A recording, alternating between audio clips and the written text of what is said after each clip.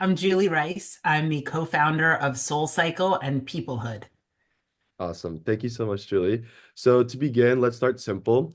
Where did you grow up, and what's one thing about your childhood hometown that shaped who you are today? I grew up in Ardsley, New York. It's a suburb about 20 minutes north of New York City. And something about my hometown that shaped who I am today is it was so small that I couldn't wait to escape it. That's great. Now we'll transition to like a little this or that, either or. So, would you rather do meditation or journaling? I would not like to do either. I'm a person that does not like to sit still. Awesome. Okay, morning workout or evening stretch? Only morning. By evening, I'm ready to watch Netflix. Smoothie bowl or avocado toast? Always smoothie bowl, sweet, sweet in the morning. Awesome. Guided breath work or solo mindfulness practice? I would also say neither. I'd rather be on a soul cycle bike. Same here. Hot yoga or cold plunge? I'd say hot sauna. Mhm. Okay, so if someone looked at your phone home screen right now, what's the most used app you think they'd find? Mm. They would probably find Net-a-Porter, which is a shopping app. I am a crazy consumer. I love to always be looking at what's new and going on out there. Awesome. Love that. Well, I'm excited for us to jump into your Soul Cycle journey. So as many know, Soul Cycle became such a cultural phenomenon. I, as well as many of my friends, adore it. Part fitness class, part spiritual experience, part social hub. For those who may not fully know the backstory, can you take us through how the idea for Soul Cycle came to be? What was the why behind it, and why you? Sure. Well, let me start out by saying that I never thought about being an entrepreneur ever. It was not, wellness was not something I knew could be a career or that would ever have thought about pursuing. I had an entire first career as a talent agent in Hollywood. I lived in Los Angeles for 10 years and I worked in New York before that. I represented actors, I put them in movies, and I loved it. It was a great career. And I had moved from New York to Los Angeles, lived there. I met my now husband there, and we decided to move back to New York. When I got here, something was really missing for me, and that was what I'd experienced on the West Coast, which was exercise as lifestyle. I have never been a huge partier, which I'm sure, it did not make me the most popular person at college, but I always sort of have been an early riser. I love to do things with groups of people. For me, I'm completely motivated by being a part of something. And so for me on the West Coast, I ran outdoors with a running group. I went hiking with my friends. Exercise was kind of what I did as a big part of my social life. And when I got back to the East Coast, all I could find was big box gyms, these big cavernous places where there was really no camaraderie. Group fitness was something that you had to go an hour early to put your name on a sign-up sheet to take a 45-minute class, which was not super inspiring. People were exercising to burn calories, get it done, and move on. And I kept looking for something that was different, that felt more like what I'd experienced in Los Angeles. And when I couldn't find it, I just kept thinking, because of my background in entertainment, I've always been involved in theater. I love brand. I mentioned before, I'm like a big shopper, I'm a big consumer. I really love brand. And for me, I would actually say that, looking back on my career now, I think that my sort of gift work is the intersection of community and brand, and using brand and creating brand to make people feel like a part of something. And I just kept thinking to myself, this could be different. This hour could be something people enjoy. It could be branded. It could be something that people feel proud of. It could be experiential. And when I couldn't find it, I started to talk to some people about like, what would that be like? And after class one day, I was taking fitness classes at a big gym. A teacher that I took classes with often came up to me and said, there's a woman that takes a class of mine at a different gym, and she's saying she wants to invest in a fitness business. Maybe the two of you should meet. And so I met my business partner, Elizabeth. I like to say we were set up on a blind date, and it's the best blind date I've ever been on. We met for lunch on a cold January day, and we're super different people, but we had a lot of the same vision. And as I was getting into the taxi to go home, my cell phone rang and she said, "Okay, here's what's going to happen. I'm going to look for real estate and you're going to research towels, and I'll call you on Thursday." I mean, I had another job. I was an agent in the movie business. I had a 5-month-old daughter. And sure enough, on Thursday, my phone rang and she found a 5-year sublet of an old dance studio. And I met her there. We went across the street to Starbucks and we wrote on the back of a napkin, which Elizabeth has framed in her office still, that if we saw 75 people a day at $27 a bike and we put 35 bikes in a room, we could make enough money that we could pay our rent, we could pay some people to work there, and we could pay for childcare for our small children. And that's what we did. 5 months later, 5 months later, we were open. And it's one of those crazy things that if I had really stopped to think about it, I don't know that I would have even done it. But we did it. Like we just took the risk. And I like to say that for any entrepreneur, I do think that taking a risk is actually the hardest part. People always say to me, "Did you ever think Soul Cycle was going to be so big? Can you imagine what it turned into?" I mean, by the time we left, we were seeing, upward of 20,000 people a day. And so I always say I absolutely did not ever think about it, but I'll tell you what I did know. Once I decided I was going to leave my career and my job, like I never thought it wasn't going to work because I was going to make it work. There was only one choice once I took that leap, and that was to make it work. And that's kind of what we set out to do. I mean, we saw a white space. I never thought, oh, I should be an entrepreneur. I just saw something that was missing in the market that I wanted to use. And the last thing I'll say is that, you know, I like to create things that I am the user of. I find that when I'm creating, if I'm the user, if I'm a person that actually is going to engage with and does engage with a product that I create, then I'm able to make something that I really understand, that I'm part of the community, and that I can constantly tweak because I'm also a really big critic. And so if there are things that are bothering me about the experience, then I know that they're bothering 20 other people in the room, and I can constantly be iterating and making it better. Absolutely. Well, first, as a native New Yorker, I want to thank you for shaking up the East Coast. I spent part of my summer in Half Moon Bay, and I was mesmerized by how integrated wellness and healthy lifestyle were in California. That was something I'd never seen before, and it wasn't even like a topic, it was just a way of life, versus I felt like in New York, it was like a separate category of something that a certain type of people do, and it was just a common understanding. So thank you because I am someone that needs that. I feel stimulated by that. I'm an early riser too, and so I love that. And then I'm also so mesmerized by this like phenomena of awesome businesses starting on the back of a napkin, like just casually over lunch. And I can't believe the odds of how you met your co-founder. But anyways, I'd love to know, when you were building Soul Cycle, was there a moment when you realized it wasn't just a fitness studio, but something bigger? Maybe particularly like your aha moment where you're like, I think we're onto something here. Definitely. Well, first of all, I really want to take you back to sort of a time almost 20 years ago when there was no Lululemon, there was no Instagram, and this whole idea of like fitness influencers. I mean, it just didn't exist. And so, we really, as we were creating Soul Cycle and really, building out this idea of, wellness almost as a badge that you wear to say something about who you are and what you do and what you believe in. I mean, we were really building not just a business, but actually a category. And I will say that, at the time, people only participated in things that were included in their gym membership.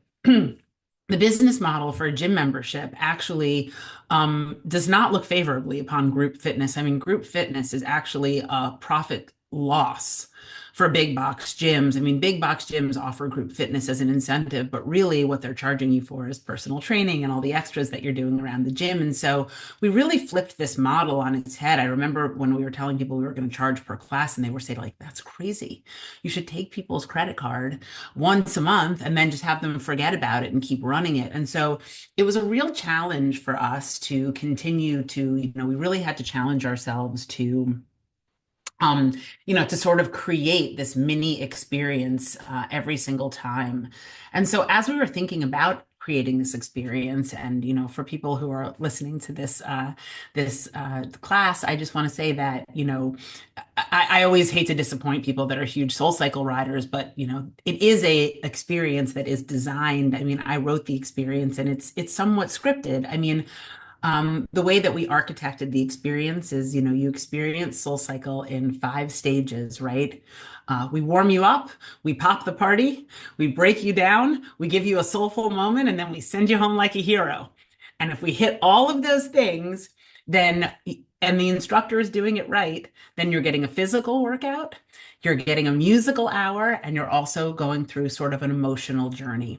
And I only bring this up to say that when you put people through these kinds of emotional experiences together and they can connect sort of through the highs and the lows of the endorphins, I really think what you're doing is you are giving them so much more than just, getting their bodies healthy. And we always had this hope that this would be a place. I mean, as we were designing our core values and our mission and just the way that we treated customers, um, it was really all about kind of believing that you could be more than what you thought you could be, that there were people around you that could support you, that on a good day you would bring it for the person next to you, and on a bad day they would bring it for you, right? Those were all the values that we were sort of putting into that room.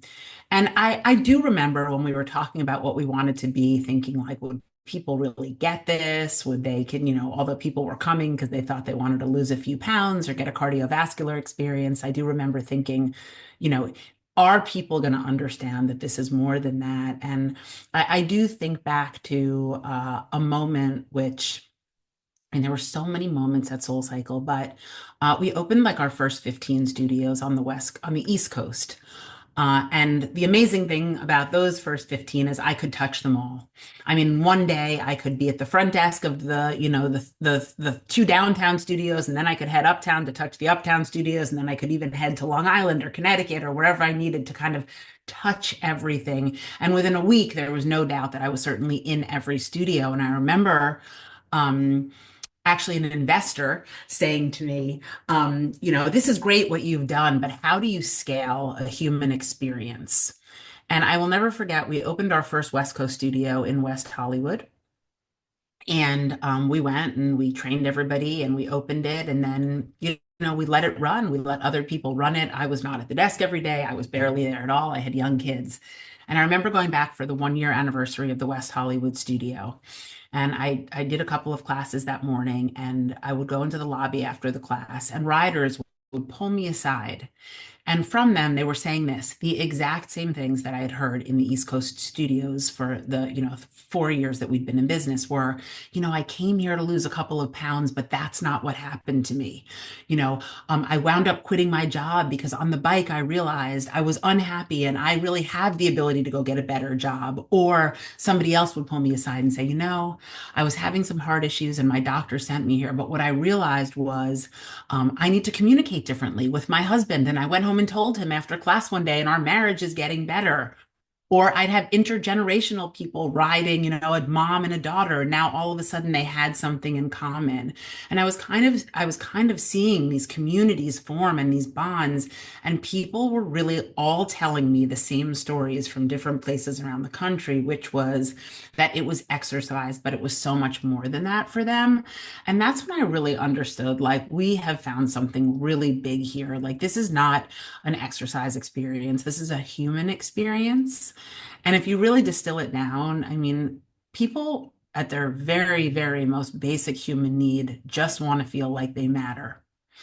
And from a person that knew their name behind the front desk in the studio, to an instructor that understood the progress they were making, to literally the people around them that they could just count on to be on those bikes in the morning, we watched people's lives change. We watched city blocks become communities. We watched cities have a common language. I could be in airports and see somebody else wearing a wheel, and it was kind of like, I got you. Um, and that's kind of what we saw happen. And once I began to understand that, I really got how big this brand could be. Absolutely. For one, it's clear the impact of Soul Cycle that you're speaking to. I think you touch on the value of creating community, strengthening relationships, and helping people see a bit more clearly, unlocking their potential.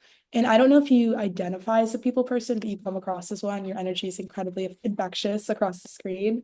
And I know that you're working on another incredible venture, which Anthony's going to touch on in a bit. But I think as you're speaking, we're hearing the ties of what it means to touch people in their hearts. And I think that's something that even as our age of college students, we can 100% relate to. I really think so. And I really think as we're thinking about wellness as a profession, so much of what we did at SoulCycle, I mean, really the secret sauce of SoulCycle was the people and the investment that we made in people. So, we saw a couple of things that were very broken in the fitness industry when we entered it. First of all was the hospitality.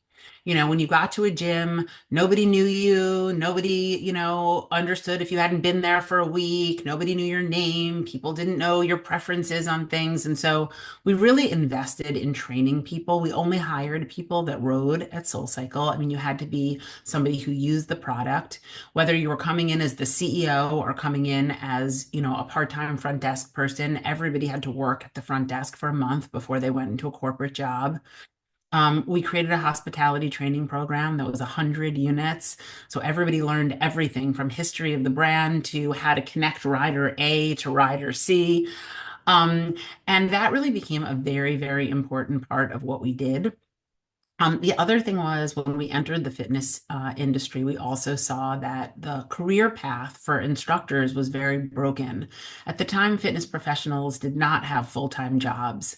If you were a fitness trainer, you probably were training one private client on the east side, somebody else downtown, then you'd go teach a class at Equinox, and you'd go to uptown and teach a class at Crunch.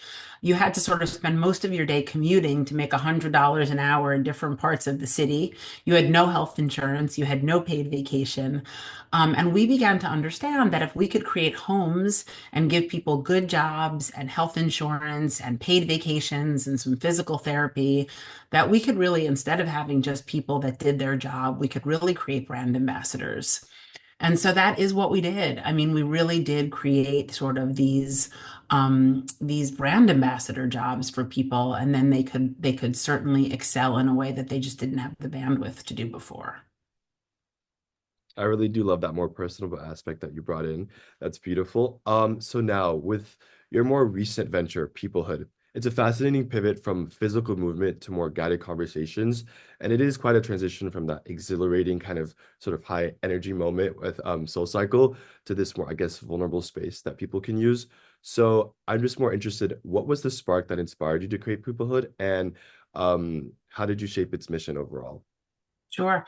So one thing that I learned at SoulCycle was that, in those dark rooms, when the music was playing and the instructor was telling you you could be more than you thought you could be, people had these epiphanies, and most of the time the epiphany was, I want to spend more time with a person that I love, or I need to get off the bike and tell, my daughter that I'm proud of her, or things that we, don't often communicate, but there was something about kind of the clarity and the endorphins and all of those things. And then, of course, the lights would come up, and by the time people checked their phones and got their coats on and left, um, they didn't really have a lot of those conversations. They didn't have the spaces for those conversations. And most importantly, people did not have the skills for those conversations. And I think that as I kind of got further away from SoulCycle, I began to understand that, community was not really a byproduct of what we did at SoulCycle. It kind of was the product. And how do we create spaces for people to have deeper conversations, as well as the skills that people need to connect with each other more deeply? I'm sure that you both can relate to the fact. I mean, I have a 19-year-old daughter and a 13-year-old daughter, and what's crazy is I thought that my college sophomore abused her screen until I had a kid that was 6 years younger than her. It's just incredible what is going on with screens. I'm certainly no better. I mean, if you check my screen time, it would rival anybody's. Um, but I think between digital overuse, COVID, And now, kind of this hybrid world that we live in, we are really losing our ability to connect with each other. And so we created this 1 hour experience. I like to say it's like if Soul Cycle and church and AA had a baby, it would be Peoplehood. It's a 1 hour conversation circle. There's a guide, kind of like a Soul Cycle instructor. There's music, there's breath work. And we talk about topics, everything from sort of, what does success mean to you to, what would you do with your time if you could, clear the calendar. Um, and we have group sharing, but then most importantly, we learn something and we practice it over and over. And it's what we call higher listening. And that's the ability to listen to people without interrupting them, without telling your story, without giving your opinion, without judging them. And, we don't think about it often, but that is something that is really hard. Most of us are pretty bad listeners. And to the big lesson that I learned at Soul Cycle, which was that people just want to matter. People really just want to be heard. People aren't really looking for our opinions or advice. They want you to understand what they're saying. And you don't have to agree with it. And I've had thousands and thousands of employees over time. And what I've really learned is I don't have to give everybody a raise. I don't have to give everybody a title change or a promotion. But what people need to people need me to know that I see them and I know the job that they're doing and that I've heard what their opinion is and whether or not I decide that I'm going to use that idea or not. People really want to be heard, and that's what we're practicing at Peoplehood, and it's very effective. It's kind of one of the biggest life skills that you can learn. I always joke around if you go to a dinner party, everybody thinks they need to be the most interesting. And the truth is, actually, if you're the person that says nothing and just sits and listens to everybody else talk, I guarantee you the next day on the group text, it's like you're the person that's getting rave reviews. Because people just want to talk and be heard. And that is really what we're doing. And interestingly enough, to the point of this conversation, we're starting to have a lot of these conversations and these groups, we call them gathers, around healthcare. Some of it around weight loss, some of it around, struggles on journeys to get healthy. And it's very impactful to have these structured conversations and talk about how we take care of ourselves and what that looks like as well. Beautiful. I do really admire that mission. And I do wish, honestly, that model was implemented more elsewhere, I feel, but especially in terms of, especially like connecting it to myself, being a college student, especially in this time of huge transitions, where I feel that people maybe do seek community more often. Do you think that there's potential for Peoplehood to partner with workplaces or schools or like you kind of sort of touched on healthcare systems, perhaps? Yes, and it's something that we're really working on. We've definitely done a bunch of work with different companies, with work teams. I think something that, and you all are going to get ready to experience this pretty soon, but these, hybrid remote work situations, it's fascinating because, we have I mean, COVID forced us into remote work. Now, as we're looking at the way that, we're trying to actually make progress in our businesses, not just kind of keep the lights on. And I think what we're understanding is that in order for us to collaborate, in order for young people to have career trajectory, we need to be in person. We need to know each other. It is very hard for me to mentor a young person that I only see on a screen. And I think that what we're seeing in the workplace is also is that we went to screens and now we're sort of coming back, but we really don't know. I can't tell you how many days I have my staff in person and we're just all on separate Zoom meetings. Right. So it's kind of understanding how do we create connection even when we're in these spaces, especially at work and the healthcare system as well. I do think that something that's very interesting, especially as people and patients are experiencing similar medical journeys to create these conversations for people to have with each other. It's very lonely to be going through any sort of a health journey, and a doctor is great. And of course, we get all of our information and education and diagnoses and, recommendations from a doctor. But to hear from somebody else who is going through a similar struggle, I think it really helps somebody in a time when they're struggling to get through. Great answer. I really do appreciate that. So now with both Soul Cycle and Peoplehood, You've created spaces where people can come as they are, vulnerable, seeking an open transformation. In your own life, if you don't mind me asking, was there a moment where you felt completely disconnected or unmoored? And what did that experience teach you about community overall? Definitely. Well, a lot of this work is based on work that I have actually done. I will tell you two sort of interesting moments in my life where I realized that I did not have the tools that I needed to succeed in relationships that I was in. And the first was, when my first daughter was born. My husband and I went from being two people that, loved each other and had a great time dating and then got married, but could also each go to the gym whenever we wanted to. And now all of a sudden there was a baby and everything started to become a negotiation. Do I get to do this now? Can I go out with my friends? Can I stay late at work? And after a while, we were sort of having the same argument over and over again. And the subtext of it, no matter what the topic was really who's more important here? And so we wound up reading this incredible book called Getting the Love You Want. It's two marital therapists that wrote it, and they teach you this incredible technique called imago, where you actually learn to speak to each other in almost a different language.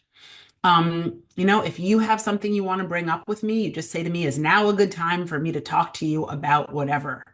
And if I say yes, then I get to say to you, Anthony, here's what's really bothering me about this interview, blah, blah, blah. And then you just repeat what I said back. And then the only thing that you're allowed to say to me is there more? So rather than say to me, well, you went to the gym yesterday at this time, so it's my turn today, you don't get to say that. You just get to say, okay, so what I'm hearing you say is that you want to go to the gym today at 12 o'clock, but I've already booked a golf game or whatever it is. Is there more? Right? And that's all that happens. And by the time you're done with all the is there mores, you've actually probably gotten to a place where somebody tells you something that's pretty personal. It's no longer a defensive mode, and you get to a place of empathy and understanding rather than a place of defending yourself. And my husband and I really have practiced this for years. We did this course, I think, 6 times before we actually got it down. But I will tell you, 22 years into a marriage, my knee-jerk reaction when he has a need or a want or we have a conflict is not to defend my point of view. It's to take in his and really process it. And the way that you're allowed to say your opinion is you can make an appointment for another time, but you cannot put your opinion in their appointment, which is amazing. And then with my business partner, about 5 years into the business, we loved working together, but we also realized that we were two people with different needs. And so we got a business coach. And we still work with her today. And we've learned to have our meetings, let's say we have two opinions on something that should happen with the business. So I bring my opinion to the meeting and she brings her opinion to the meeting. And we're both, of course, 100% sure that our way is the only way, right? And we kind of each present what we think should happen, and then we go home. We do not try to solve those situations the same day. We both go home and think on the other person's point of view. And then we come back. And I guarantee you 9 out of 10 times, I'll come back and be all for her idea, and she'll come back and be all for mine. And I actually believe the success of all of the business that we've started together have been the fact that rather than just defend our own point of view because there's ego involved, because everybody just wants to win, because you only can see it your way, the fact that we have been able to take in each other's point of view have contributed the best of each of our brains to our businesses. And that I actually really do believe is what makes our partnership successful, both emotionally, but also monetarily. That was amazing. So basically, what I've interpreted is I'm going to buy this book for absolutely every single family member and friend that I have. So that was like an amazing answer. I love that. Thank you. That's awesome. Um, so so my last final question for the whole peoplehood journey is, so like 10 years from now, what do you hope people will just say about peoplehood and what impact they had on their lives? Yeah. Look, I hope decades from now, to me, it's like when I think about the mission of peoplehood, the definition of success is that dinner tables look different, that kids come home and talk about their day, and rather than their parents interrupting them and saying, well, A kid comes home and says, I got a 60 on this test and I'm really upset about it because whatever, rather than a parent, interjecting and saying, well, why did you get a 60? Did you study? Allowing them to finish the sentence and say, well, I felt like I did, whatever it is, like, I think that dinner tables look differently because we allow children to finish their thoughts rather than, putting our stuff on them. I think that offices look different because we give our teammates a chance to insert their opinion. It's not the same dominant personality who is, getting all the airtime in a meeting over and over. I think marriages look different, and then if we really want to get philosophical, I think the world looks different. I think that there are countries that can have conflicts with each other and still hope for the best for everybody's citizens. I think that there is a lot that we can learn from, practicing better communication. And, the last thing I'll kind of say is, I do remember when I started SoulCycle, the biggest thing, the hardest thing, I mean, we can all sit here and talk about these things today, and this is with everything in wellness, actually. You know, Everybody wants to try something once. I'll do a crash diet for a week. I on January 1st, I'll join a gym and go every day for 25 days and then never use my gym membership again. I'll go do all of the things, right? The vitamins, the supplements, the therapy, all of it. But I think the thing that's really hard to do is to make habitual change. And for some reason, and I'm very proud to say that with SoulCycle, the thing that we really did the very best was we created a place that people felt better when they left than when they came. And because of it, they came back. And people always say, well, why do people from SoulCycle get so healthy? And I used to say, our exercise is actually no better than what they're doing at the gym next door and Barry's across the street or Rumble three doors down. It's that people leave SoulCycle and they've had such a good time and they felt like they mattered so much to us, they keep coming back. That's the thing. Anything with repetition creates change that ultimately creates better lives.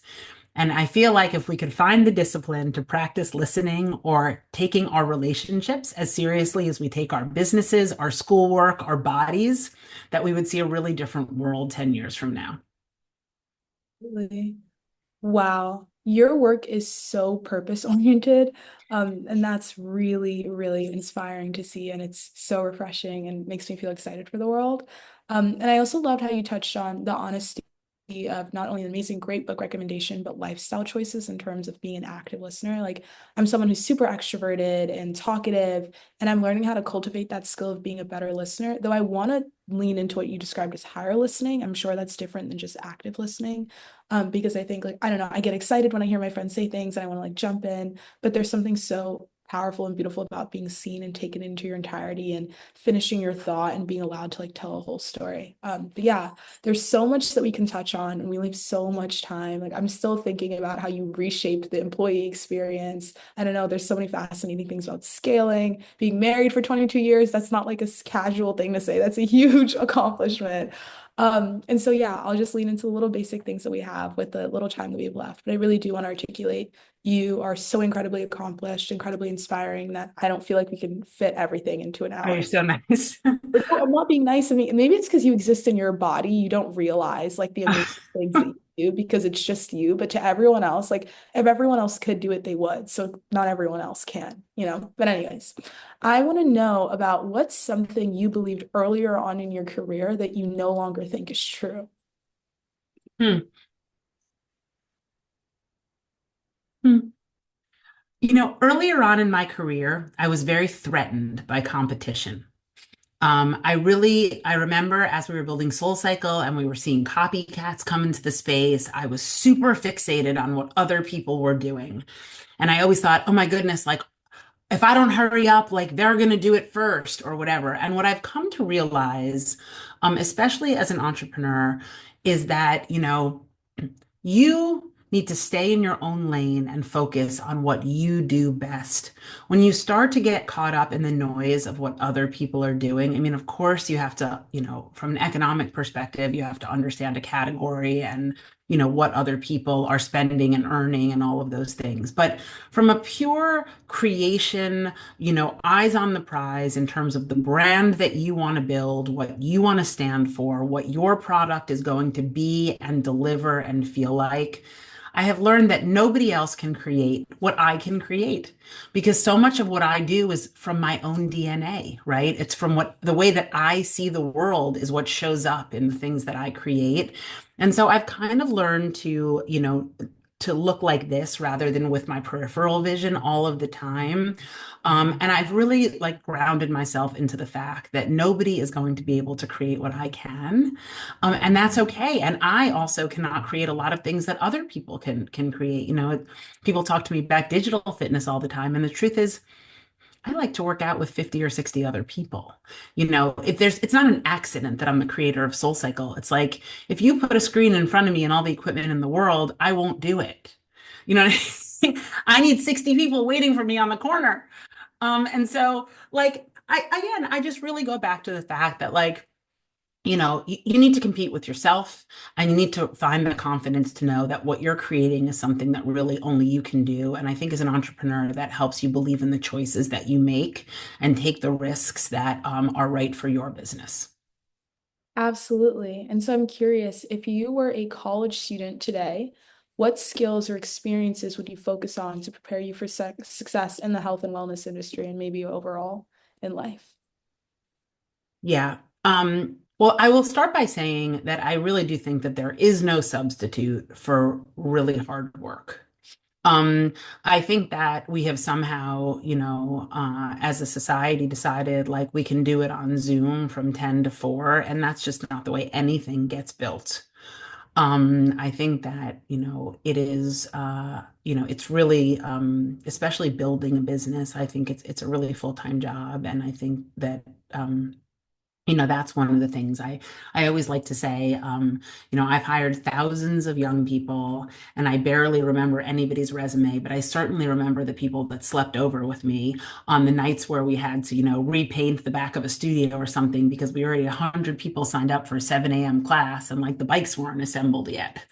And so I certainly remember those people, and I continue to mentor them and help and make sure that they create trajectory. I think for me, if I was a student going into healthcare right now, I would really try to have a few different experiences because I think that, especially in terms of fitness and really all of the industry, I think we're really in a time where digital and in person is having a real hybrid. We are going to need to meet the customer where they are.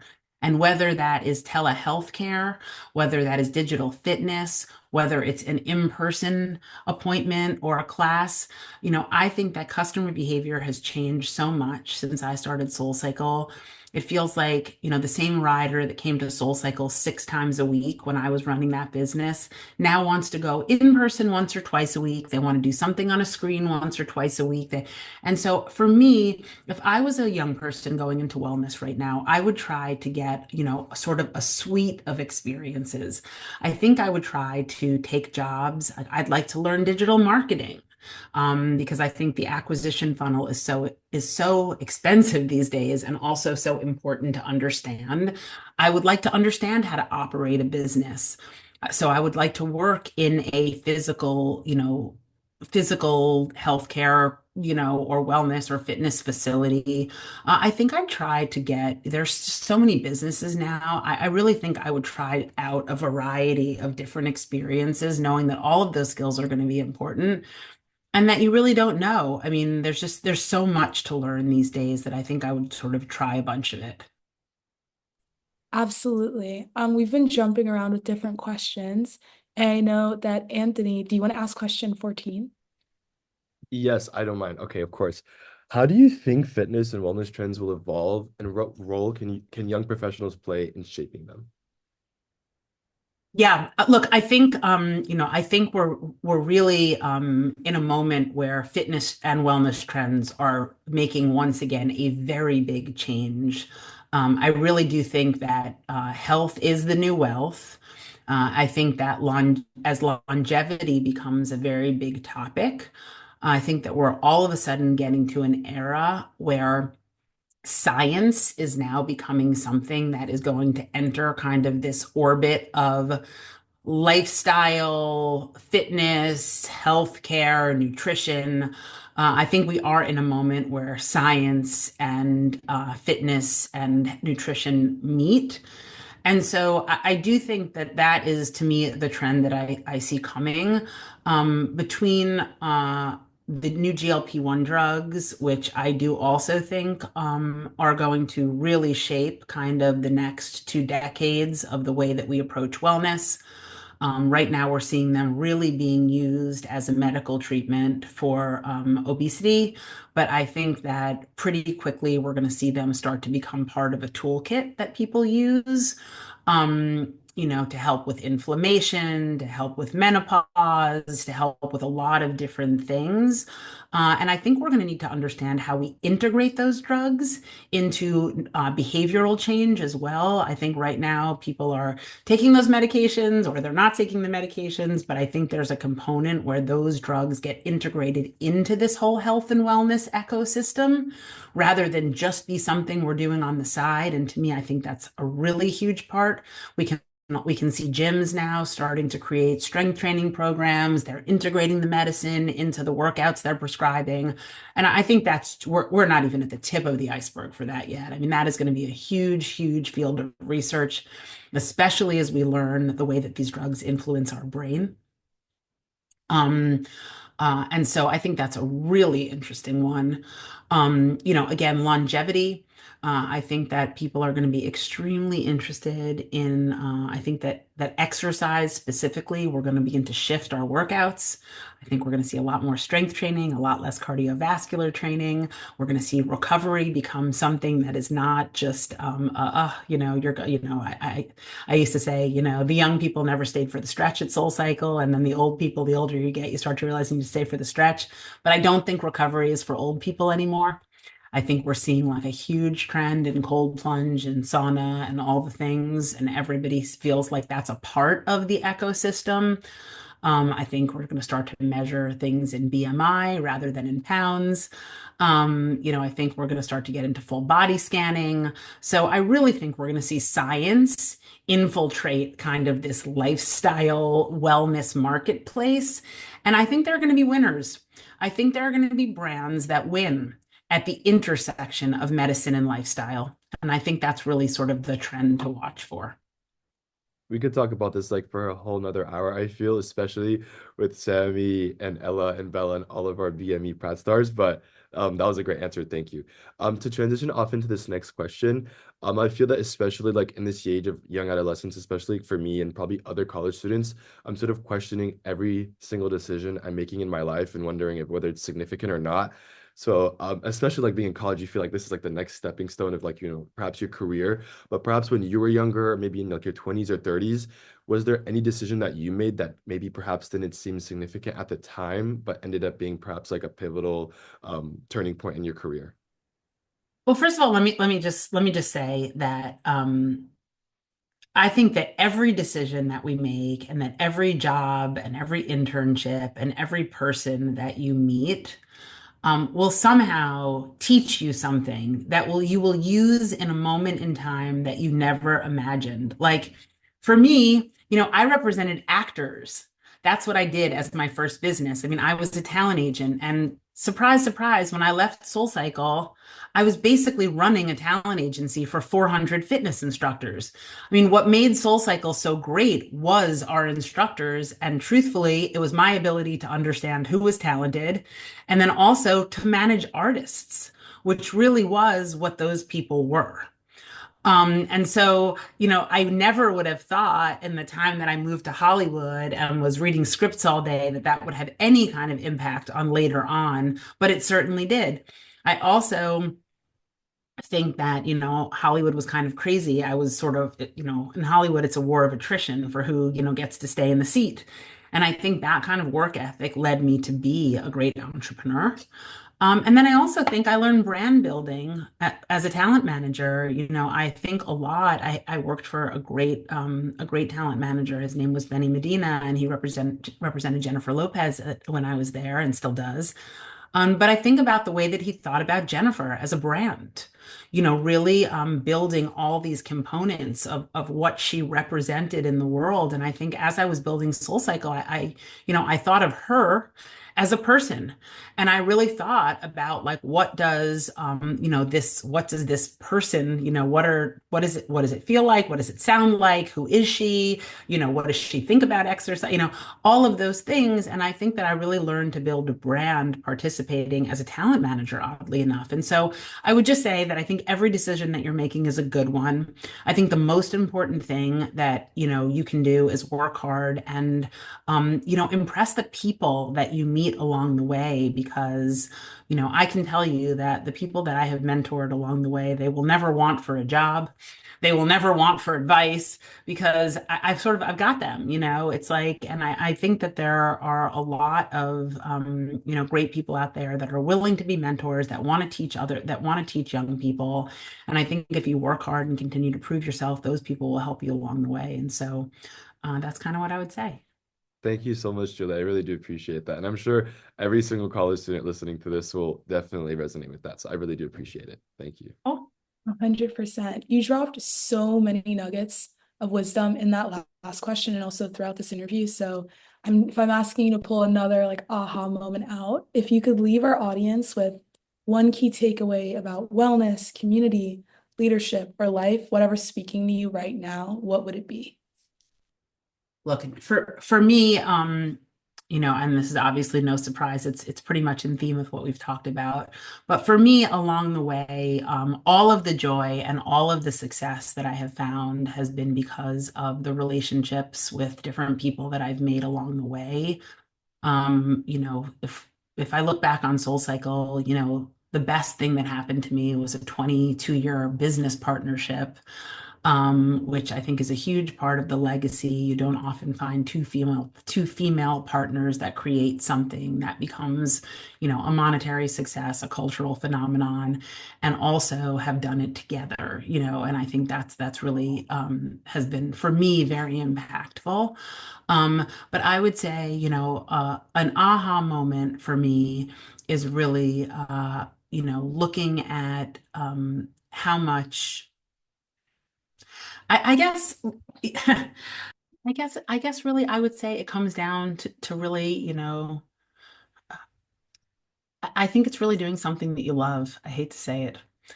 Um because I know Scott Galloway would not tell you that. Um Scott would tell you to do something you can make a lot of money at and then have a hobby. And Scott's not wrong either. And I like and Scott I love. But I will say that, I was a working mom with two young children that left every single day. And if I'm truly honest about it, I did not feel guilty. I love my girls. I think that they would both tell you that they know that they are, the most important thing to me. But I got up every day excited to go somewhere. I like to learn. I felt like I have been learning my entire life. I still hate being the smartest person in the room, which I'm usually not. I love to learn from anybody that can teach me something. And I think that, doing something that keeps you really engaged, that you feel passionately about and that keeps you learning. It's an incredible thing. I think that really also keeps you healthy. And so I think that's what I would say. Thank you so much. Thank you. I So can't welcome.